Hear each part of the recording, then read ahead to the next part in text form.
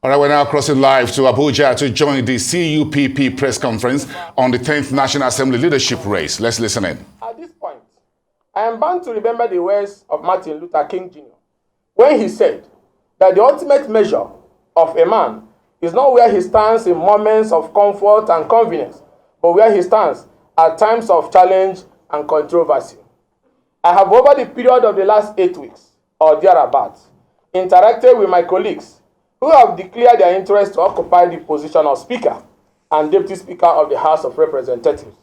I must also say that they are all members of the ruling All Progressive Congress Party, since currently no member of the opposition has declared despite the opposition numbers. From the interactions, their strengths, ideas, capacity, thinking, competencies, vision, ideologies, and missions are very clear to me now. Along with some of the things I discovered in this interaction, and for others, I totally objected. However, the purpose of this interaction is not to discuss the weakness of my colleagues, as I have immense respect for all of them. It is primarily to identify and chart a course for the 10th House of Representatives, which shall afford members the opportunity to live their dreams and keep their promises to their people. It is therefore on that note that I state that, having interacted and assessed all my colleagues who have indicated interest and put themselves forward to contest for the position of the Speaker and Deputy Speaker of the House of the Representatives, I have come to the firm and inevitable conclusion that I, Ikenga Imo Ugochinyere Ike-Agwon, House of Representative member-elect for the good people of Idato North and Idato South Federal Constituency of Imo State, former senior advisor to the Senate President and spokesperson of the biggest opposition coalition in Nigeria. And we need to cross back to Abuja, Nigeria's political capital, for that press briefing by the CUPP, which is currently ongoing on the 10th National Assembly. We'll take a listen back in Abuja. Federal University of Technology Kaduna Establishment Bill. Federal University of Technology Lagos Establishment Bill. Others are National Blood Service Commission, Federal Medical Center Establishment Bill. Federal medical centers that we have today in Abakaliki, Abeokuta, Asaba, Azare, Bida, Birinkedu, Birinkudu, Ebutameta, Yola, Guso, Ado-Ekiti, has all their establishment bill moved by Honorable Tajuddin Abbas. The bills also include Aso Rock Villa Hospital Abuja Establishment Bill, Constitution of the Federal Republic of Nigeria 1999 Alteration Bill, Secondary School Certificate Examination Standard Regulation Bill, Nigeria Legion Act Amendment Bill, Pharmacists Council Act Amendment Bill, National Environmental Standard Regulation and Enforcement Agency Act Amendment Bill. Gentlemen, I have taken time to show that the man I choose and majority of lawmakers across party lines want have a history. He did not just come from nowhere, like we say in Nigeria. His track record shows a man with focus, believes in hard work, legislative competence, and is humble. His background is not doubtful, and to the extent that the eyes of man can see, Tajuddin Abbas is clean. You will kindly also note that some of the people who today are supporting Tajuddin Abbas are also persons who in the past had been on the receiving end of my activism and opposition to some actions of government policy that are not for the good of the people. Despite this, I believe it is clear that the character and quality of the man stands him out above these other considerations. And it is believed that these persons will not influence him to lose track of his strong convictions that the parliament is an independent arm of government which should work harmoniously with other arms for stability, growth, and development of the country. The stability I speak of also comes from the distribution of offices among different people and geopolitical zones. For the first time in 8 years, the people of Southeast are considered for a presiding role in the National Assembly. I must also say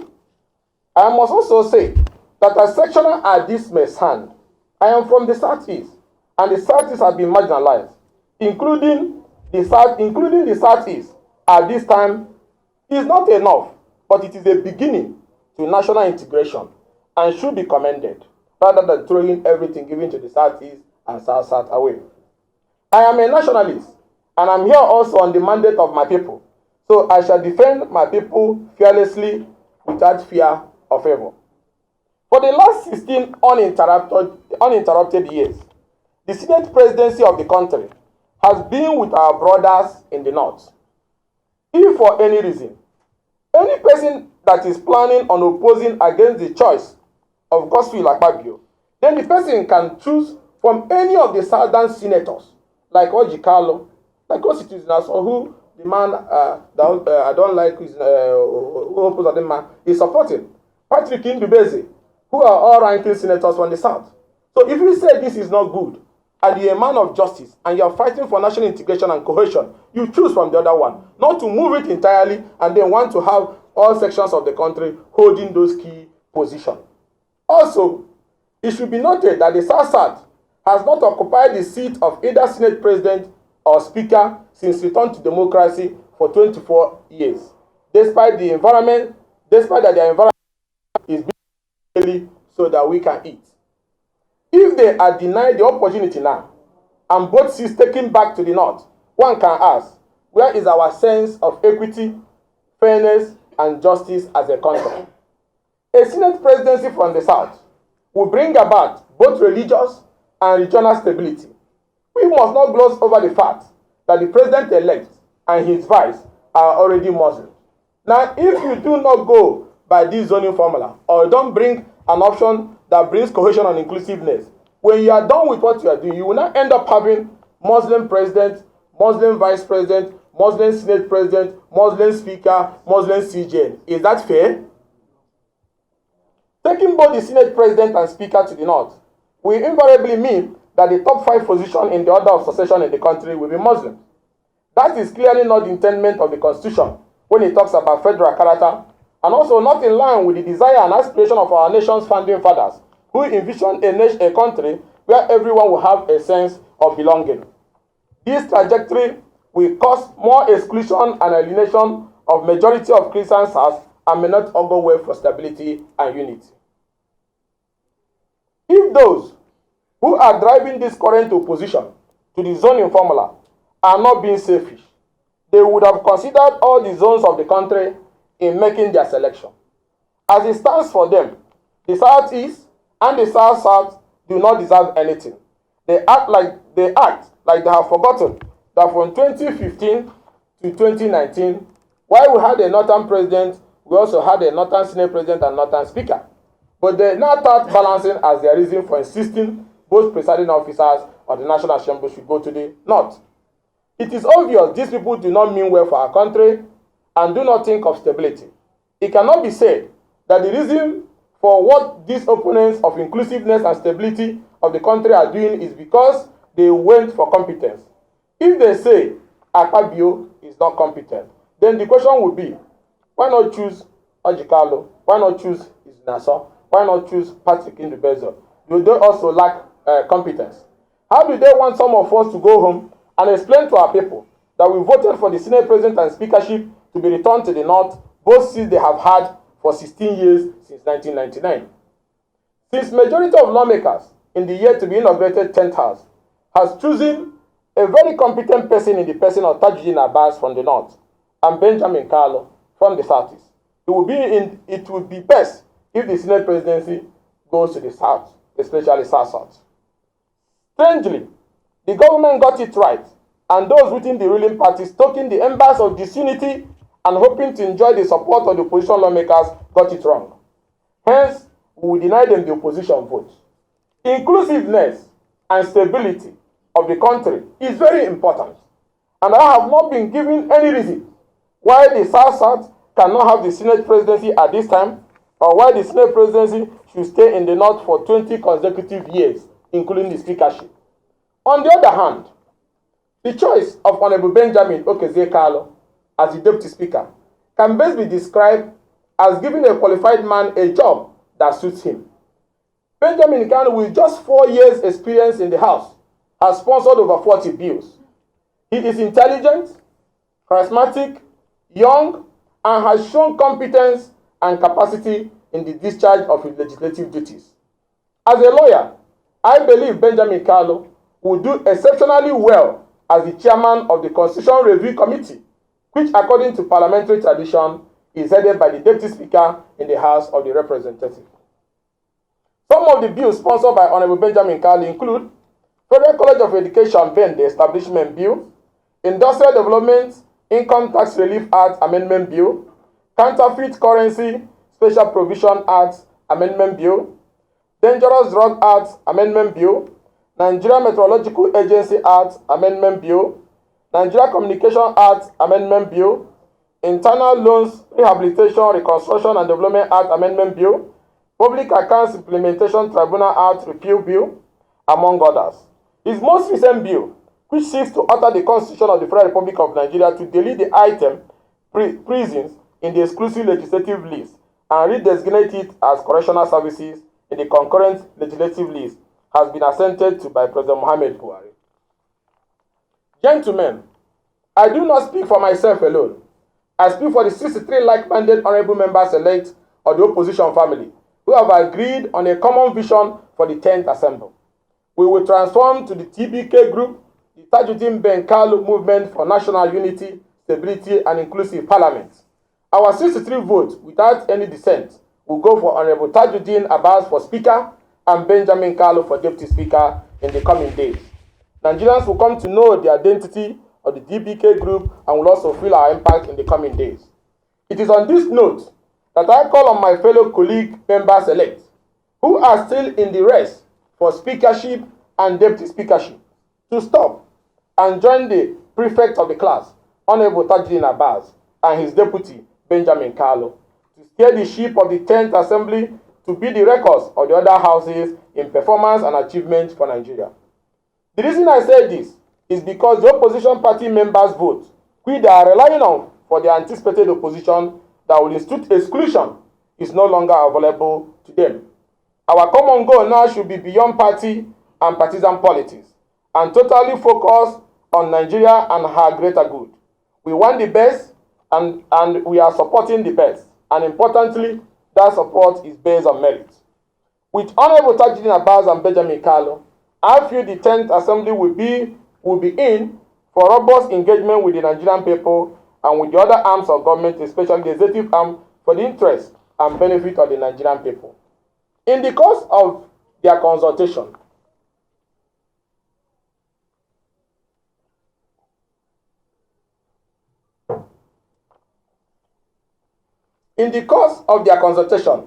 I interacted with Honorable Tajuddin Abbas and Honorable Benjamin Okezie Kalu alongside members of the like minds. We put our legislative agenda on the table and asked Honorable Abbas and Kalu a few questions. Particularly, I asked Honorable Abbas, will your speakership offer me an opportunity to move motions and sponsor bills for some economic and political restructuring of the country? And he said yes. I asked Abbas, will your speakership allow me the opportunity to move motions and sponsor bills that are youth-friendly and will provide opportunity to create jobs for the teeming Nigerian youth? And he said yes. Again, I asked TJ Abbas, will you allow me the opportunity to move motions of urgent national importance for the relevant federal government agencies to intervene and save my people of Idata in the erosion which has completely cut off 2 communities in my federal constituency, Uruala and Isekenesi, and completely kept us in darkness for years? And he said yes.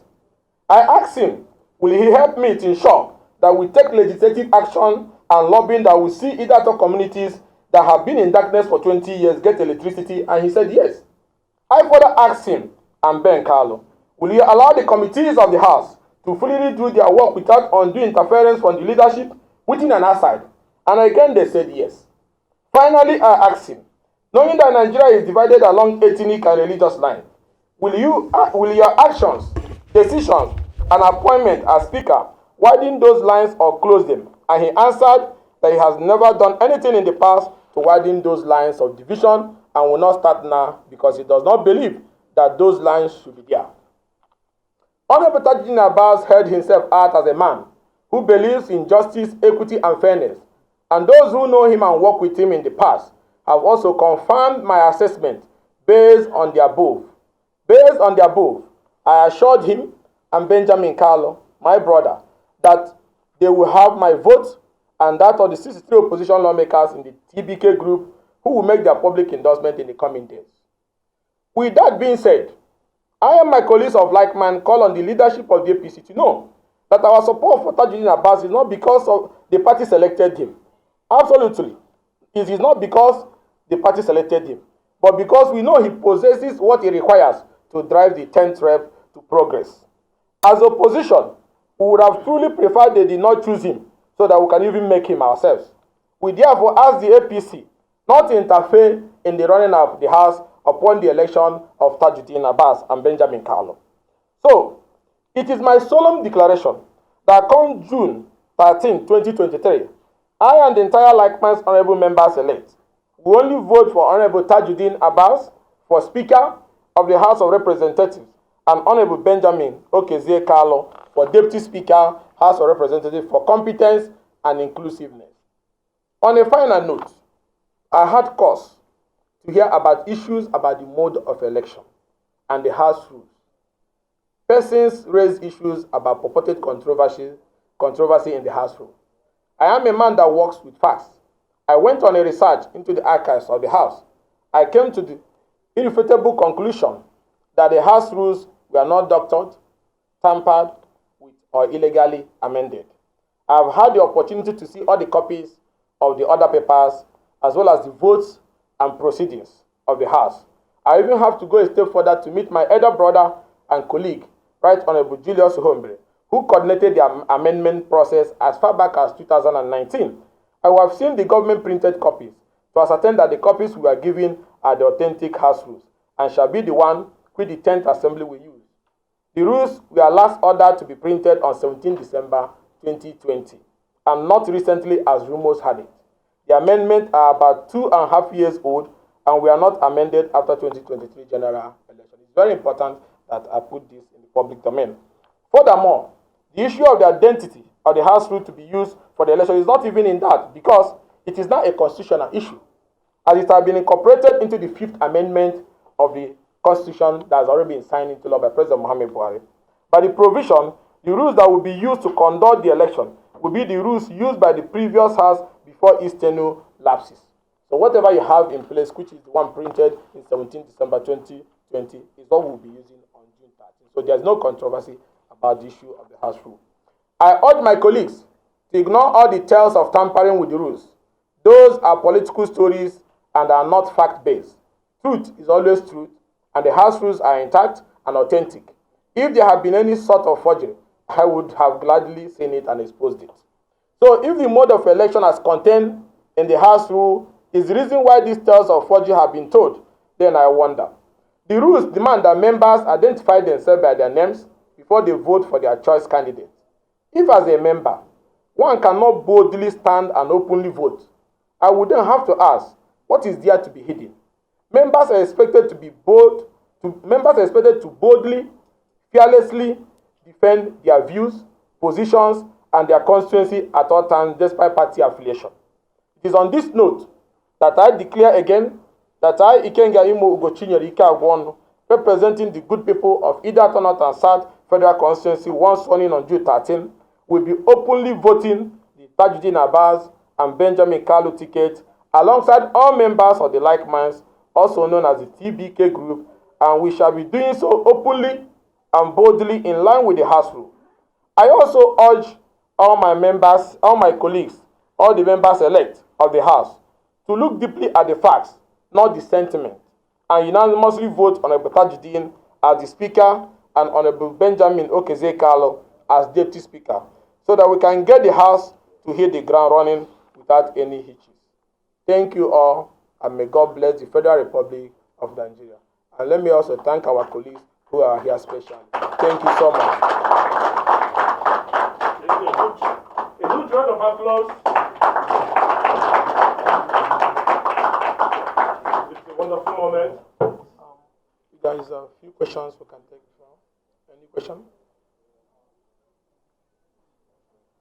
Any question?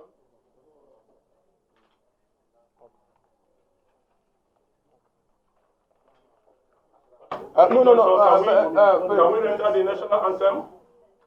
Let's No, let our brother. You've been listening to from Labour Party. the press briefing on the 10th National Assembly leadership race, which is being hotly contested ahead of the inauguration of the new administration on May the 29th. Various groups within the Senate and the National Assembly has been making various comments and positioning themselves for their candidates as the leadership tussle continue to rage on. So we're looking at this latest press briefing ahead of that. So let's take a listen in again to further comments being made at this particular press conference currently taking place in Abuja. We have looked at and see the reason why we must support these twin tickets. I think this is the first time it's happening where we are having a speakership and deputy speakership working as a team, not coming from different groups within the House. But for the first time, we are trying to make a history. I am supporting Honorable Tajuddin Abbas, not because APC have zoned to his zone or APC have decided to pick him. I started supporting Abbas even before the decision of APC. I am of Labour Party, and you know very well that Labour Party believes in character. Labour Party believes in integrity and capacity. And looking at Abbas, you will see that character, you will see that capacity. Also to Benjamin Carlo. Because I believe 10th Assembly will not be the same. It will be a unique one. Because this is the first time we are having characters, integrity, and all sorts of manners of human beings coming together with fruitful and wonderful mindset. You look at our 10th Assembly, young people that have vision. And I am begging all of us, for the interest of Nigeria, for the interest of nation building, for the interest of unity, let's support the best. And the best remains Tajuddin Abbas and Benjamin Carlo. I thank you for coming, and I pray that God, in His infinite mercy, will make 10th Assembly a glorious one, where all of us will celebrate to be part of this 10th Assembly. Thank you, and may God continue to bless us. Thank you once more. We appreciate you, most distinguished honorable. At this point in time, we want to call on every one of us to give a standing ovation to honorable members. Please kindly stand on your feet. A standing ovation, I say, a round of applause. For the support for Nass and Ben Carlo as the speaker, and congratulations to them.